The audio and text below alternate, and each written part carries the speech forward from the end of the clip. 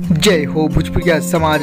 जी हाँ, तो अब की बार भोजपुरिया king power star Pawan Singh और भोजपुरिया क्वीन मिस अक्षरा सिंह जी से जुड़ल नया एवं बड़ी खबर लेके बनी जो उनकी तरोताजा रिपोर्ट। जी हाँ, फिर अक्षरा सिंह कह दिल बड़ी बात जो उनकी पवन सिंह और सहर अफसा के नया फिल्म सेट के शूटिंग देख के। जी हाँ, लंदन में तो शूट चलता आप लोग को पता बा और अक्षरा सिंह अपन चुनावी प्रचार प्रसार में बिजी बड़ी। आप लोग बखूबी देखो तो भोजपुरिया अपन इंस्टाग्राम पे भी वीडियो डालता अक्षरा सिंह लेटेस्ट उनके चुनावी प्रसार में खूब बिजी बाड़ी, खूब धूम मचाओ दड़ी, हेलीकॉप्टर से रवाना हो के खूब प्रचार प्रसार करते हैं। जी हाँ, तो अब कहल जाओ नया रिपोर्ट सामने लेके प्रूफ के साथ भी आपसे दिखाएं कि अक्षरा सिंह का कहल बड़ी नया शूटिंग देख के। जी हाँ, आप लोग के बीच नया बड़ी खबर बा कहें कि पवन अक्षरा की कोई भी बात होला तो आप लोग हैरान हो जानी और आश्चर्यचकित कहें कि जोड़ी भोजपुरी के सबसे पॉपुलर, सबसे सुपरहिट जोड़ी, सबसे नंबर 1 जोड़ी होला। लेकिन अब कुछ कमी कारण विखंडन हो गई, यानी हट गई, दूरी हो बन गई, उनकी अब दोस्ती दुश्मनी में हो गई। जी हाँ, तक चलिए वो छोड़ी बात, अब चलिए आप लोग के विषय उनकी सब्जेक्ट पर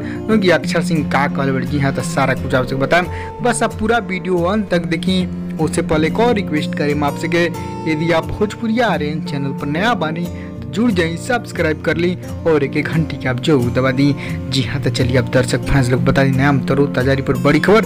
जी हाँ, पवन सिंह और सहर अफसा के फिल्म सेट चलता लंदन में, लंदन ड्रीम के नाम से मीडिया सूत्र और खबर मिलता फिल्म के, वो फिल्म सेट के शूटिंग चलता जो में कहा जाए लंदन वाला जो बाटे जोड़ी ये। जी हाँ, प्रशांत निशांत जी बानी, सभी फिल्म टीम प्रोड्यूसर डायरेक्टर सभी लोग बा, उनकी सहर अफसा भी डेली फोटो अपलोड अपडेट करते रही। हाँ, मैं वही फोटो पे ही जी हाँ पवन सिंह के सहर अफसा जो फिल्म सेट चलता वही शूटिंग के फोटो पे ही अक्षरा सिंह जी हाँ गजब के प्रभाव दे, गजब के दोस्ती यारी। जी हाँ, आप लोग यहाँ पे दुश्मनी के कगार पे ना देखी वीडियो, काहे की दोस्ती, काहे की कभी न कभी तो दोस्ती होबे करी पवन अक्षरा के और हमनी के आशीर्वाद रही, प्यार रही, तो जोड़ी की जरूर देखल। जी हाँ, तो आप लोग फैंस लोग के जरिए अगला इमेज दिखाएं आपसे के अक्षरा सिंह का लिखल बेटी सहर अफसा के पोस्ट पे उनकी पवन सिंह फिल्म सेट से। जी हाँ, आप लोग देखिए प्रूफ के तौर पे विश्वास भी। जी हाँ, तो फोटो डरले ऊपर लिखे सिंह अक्षरा जो आईडी देख रहे परफेक्ट। जी हाँ, परफेक्ट, लाजवाब, सुपर जो आप देख रहे परफेक्ट। जो ये कमेंट है उनकी स्क्रीनशॉट नहीं है 21 घंटा पहले के जो कल के ही कमेंट है अक्षर ने खुद अपना ऑफिशियल आईडी से दिल। तो आप लोग भी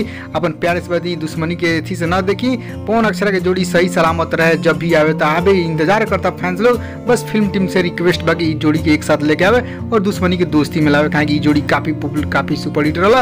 वही आप लोग नया रिपोर्ट में यहाँ से सुपर हिट बात जोड़ी उनकी आप लोग कैसा लगी जोड़ी आई तो जरूर। और आप लोग नया खबर, बड़ी खबर जानेंगे नहीं तो खबर कैसा लगा जोड़ी एक साथ देखल चाहेंगे बताएं जरूर। खबर पसंद हो रहे लाइक शेयर कर दें ताकि सभी दर्शक फैंस प्रूफ के साथ देख ले।